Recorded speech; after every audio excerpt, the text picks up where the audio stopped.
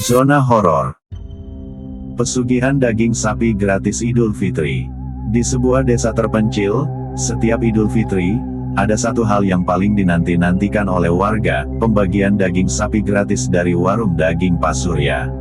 Tak seperti tempat lain, di warung ini, daging sapi selalu segar, empuk, dan dalam jumlah melimpah. Warga tak pernah bertanya dari mana daging itu berasal. Yang mereka tahu, setiap tahun Pak Surya dengan murah hati membagikan daging tanpa meminta imbalan apapun.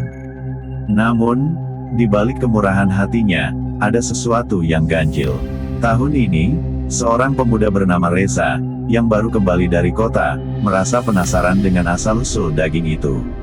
Ia mengamati warung daging tersebut dari kejauhan. Saat malam tiba, Reza melihat sesuatu yang mengerikan. Dari balik celah jendela warung, ia melihat Pak Surya sedang berdiri di depan altar kecil, berdoa sambil memegang segumpal daging merah yang masih meneteskan darah. Tak lama, suara gemuruh terdengar dari belakang warung.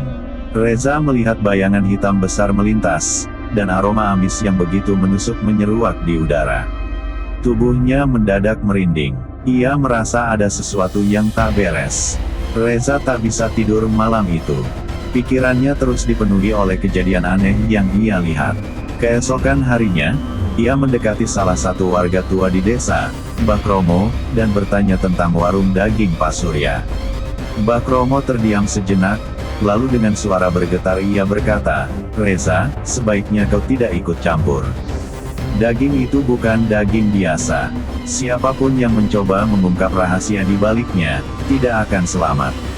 Reza semakin curiga. Diam-diam, ia menyelinap ke belakang warung Pak Surya saat tengah malam. Ia melihat Pak Surya berjalan ke hutan dengan membawa karung besar. Rasa penasarannya semakin menjadi-jadi. Dengan hati-hati, ia mengikuti dari kejauhan.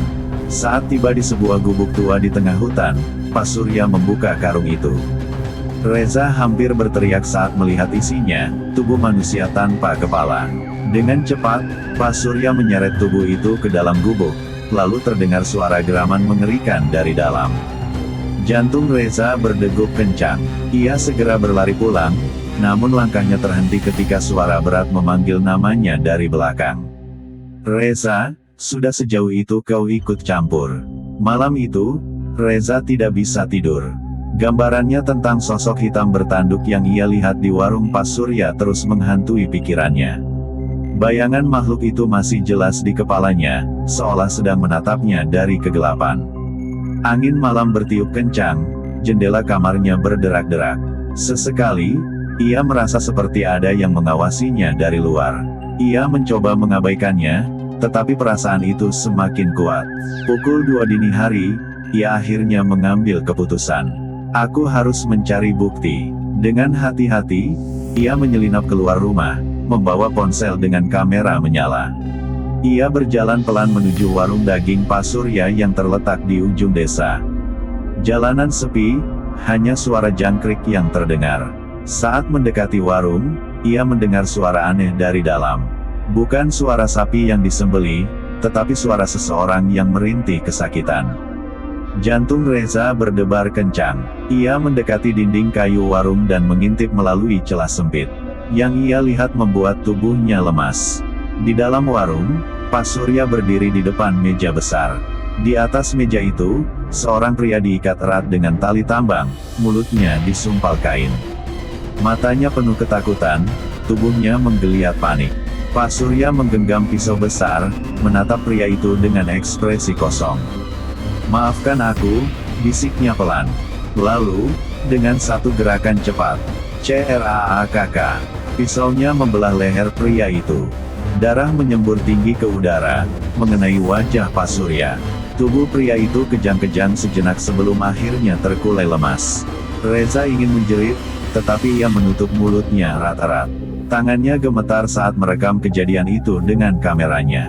Lalu, sesuatu yang lebih mengerikan terjadi. Makhluk bertanduk itu muncul dari kegelapan. Sosoknya lebih jelas dari sebelumnya, tinggi hampir 2 meter, berbulu hitam lebat, dengan mata merah menyala. Nafasnya menghembuskan bau busuk yang membuat Reza hampir muntah. Makhluk itu menunduk, mencengkeram tubuh pria yang baru saja dipenggal, lalu mulai mencabik-cabiknya dengan gigi tajamnya. Daging dan tulang pria itu remuk dalam sekejap, suara kunyahan bergema di dalam warung. Reza merasakan kakinya lemas. Ia harus pergi dari sana.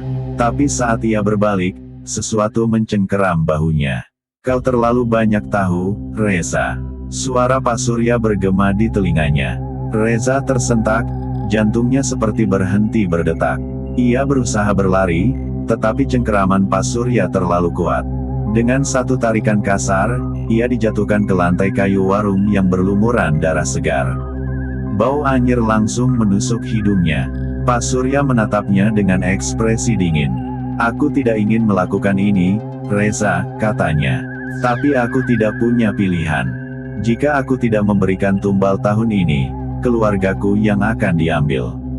Makhluk bertanduk itu berdiri di belakangnya, matanya menatap Reza dengan penuh lapar. Ia bisa merasakan hawa panas dari napas makhluk itu di tengkuknya. Reza menelan ludah. Ia tahu ini adalah akhir hidupnya. Tiba-tiba, BRAAK. Pintu warung didobrak. Beberapa warga desa masuk dengan membawa obor dan senjata tajam. Wajah mereka penuh amarah dan ketakutan. "Kami tahu apa yang kau lakukan, Surya," seru salah satu warga. Pak Surya mundur, wajahnya pucat. "Kalian tidak mengerti. Aku hanya melakukan ini demi kalian semua. Jika aku berhenti, kita semua akan mati." Tapi warga tidak peduli. Salah satu dari mereka melempar obor ke dalam warung, dan dalam hitungan detik, api mulai menjilat dinding kayu. Makhluk bertanduk itu menggeram marah. Ia mengangkat kepalanya dan melolong keras, suaranya menggetarkan seluruh desa. Lalu, sesuatu yang mengerikan terjadi. Makhluk itu mengamuk. Ia menerjang warga dengan cakarnya yang tajam, mencabik mereka satu persatu. Jeritan menggema di seluruh desa. Darah berceceran di tanah, tubuh-tubuh bergelimpangan dalam keadaan tercabik-cabik. Reza berusaha merangkak keluar dari warung yang mulai dilalap api. Di tengah kekacauan itu, ia melihat Pak Surya berlutut di depan makhluk itu, menangis. "Maafkan aku sudah melakukan semua yang kau minta." Tapi makhluk itu tidak peduli. Dengan satu gerakan cepat, ia mencengkeram tubuh Pak Surya dan mencabik-cabiknya seperti kertas. Pak Surya menjerit kesakitan, sebelum akhirnya tubuhnya tercerai-berai menjadi potongan daging yang berserakan di tanah. Makhluk itu terus mengamuk, tetapi tubuhnya mulai mengepulkan asap hitam.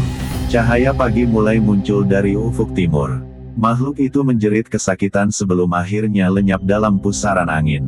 Desa itu sunyi, hanya tersisa bau darah dan asap dari warung yang terbakar. Setelah kejadian itu, warga desa berhenti menerima daging gratis. Mereka percaya bahwa warung daging Pak Surya telah membawa kutukan. Warung itu dibiarkan terbakar habis, hanya menyisakan puing-puing hitam yang menjadi saksi bisu kejadian mengerikan malam itu.